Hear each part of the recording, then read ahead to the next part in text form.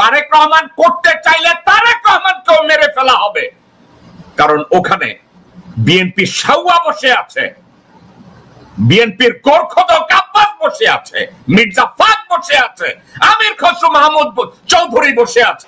আমার বাবা কত কষ্ট করে আমার নামটা লিখছে, হয়তো আমার বাবার অনেক কষ্ট হয়েছে ওই নামটা লিখতে। আয়না ঘরের অনেক লেখা ওগুলো সব মুছে ফেলছে। স্বৈরাচার সরকার তো নাই, তাহলে গো কে মুছলে? ছোট মেয়েটা বলেছে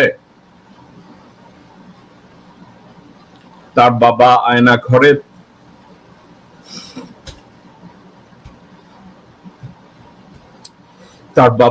ঘরে তার নামটা লিখেছে খুব কষ্ট করে। তাইলে নামটা কে মুছেছে? জেনারেল ওয়াকার মুছেছে।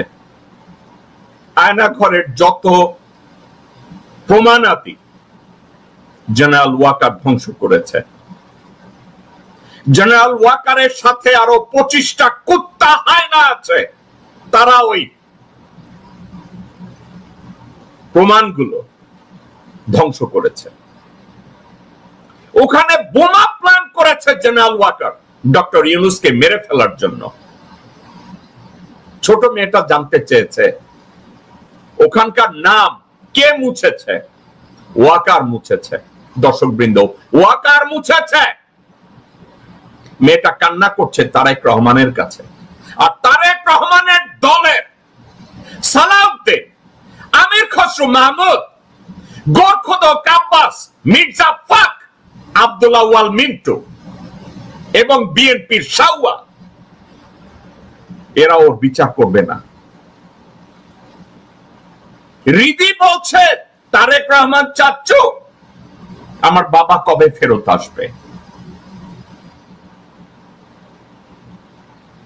এই কান্না পর্যন্তই।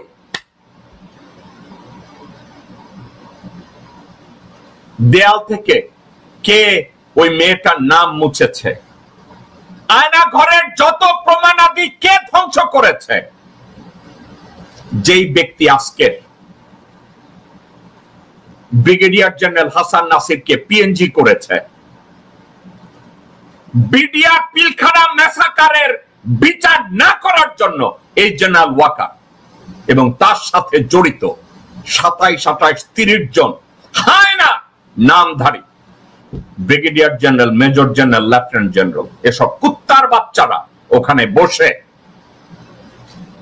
আয়না ঘরের প্রমাণাদি ধ্বংস করেছে।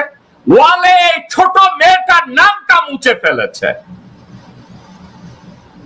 আমরা এরপরেও নির্বিকার, আমরা এরপরেও চুপচাপ। সব ঠিক আছে, আমরা সব ঠিক করে নেব। এনসিপির লোকজন রাস্তায় চিল্লায়, বিএনপি নির্বাচন চায়, জামাত ওয়াজ মাহফিল করে। আমাদের জীবনেই তো জেনারেল হাসান নাসিরের মতো লোক বিডিআর পিলখানা হত্যার বিচার চায়, আয়না ঘর নিয়ে কথা বলতে চায়, কর্নেল হাসিনের মতো লোকজন কথা বলতে চায়, তাদেরকে পিএনজি ডিক্লেয়ার করে। কে? আয়না ঘরের প্রমাণাদি যারা ধ্বংস করেছে, এই পিচ্চি মেয়েটার নাম যে মুছে ফেলেছে, মির্জাফর ওয়াকারুজ্জামান।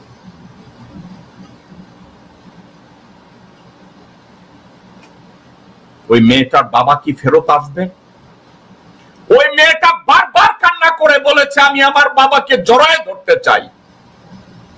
মেয়েটা কি ওই সুযোগ পাবে? তারেক রহমান এটা করবে?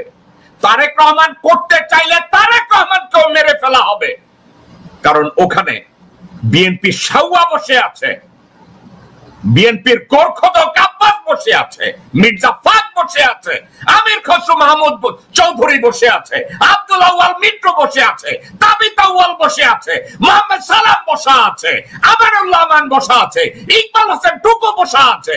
প্রয়োজনে তারেক রহমানকেও জবাই করা হবে, এর কোনো বিচার করতে দেওয়া যাবে না, কারণ এদের সবার পিছনে দাঁড়িয়ে আছে ওয়াকারুজ্জামান, মির্জাফর দাঁড়াই আছে। এই মির্জাফর বাচ্চাকে দাঁড় করিয়ে এসব বিএনপির বেঈমানেরা রাস্তায় স্লোগান দেয়, অভিষেক করে, রাজনীতি করে, আর আমরা সবাই জিন্দাবাদ দেই, টক শো করি,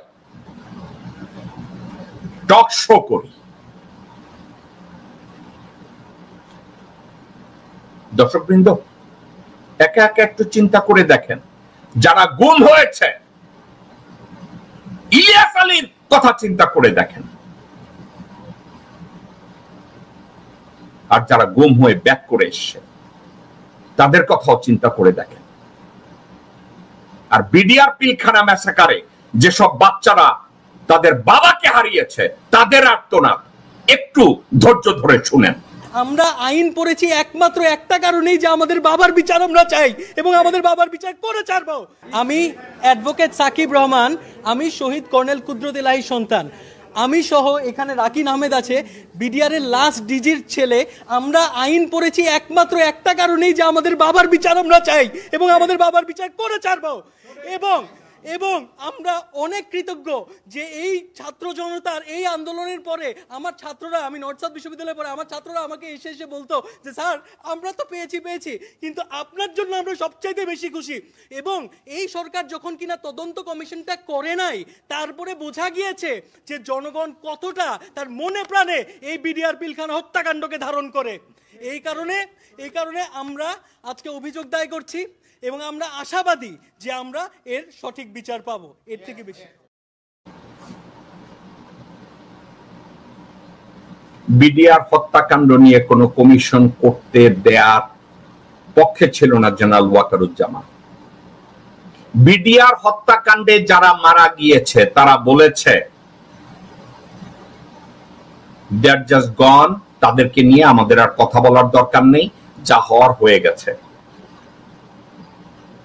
এখানে র এসেছে, এ কথা ওয়াকা স্বীকার করবে না। ওয়াকার নিজের হাতে রক্ত আছে, এ কথা ওয়াকা স্বীকার করবে না। এর সাথে তারেক সিদ্দিকী জড়িত, এ কথা ওয়াকা স্বীকার করবে না। এখানে জেনারেল মঈন জড়িত, এ কথা স্বীকার করবে না। ভারতের র এখানে ঢুকেছে, এটা স্বীকার করবে না। তাপর জড়িত, জাহাঙ্গীর কবির নানক জড়িত, সোহেল তাব জড়িত, সাহারা খাতুন জড়িত, এরা সবাই জড়িত, হাসিনা জড়িত, শেখ সেলিম জড়িত, এ কথা তারা বলবে না।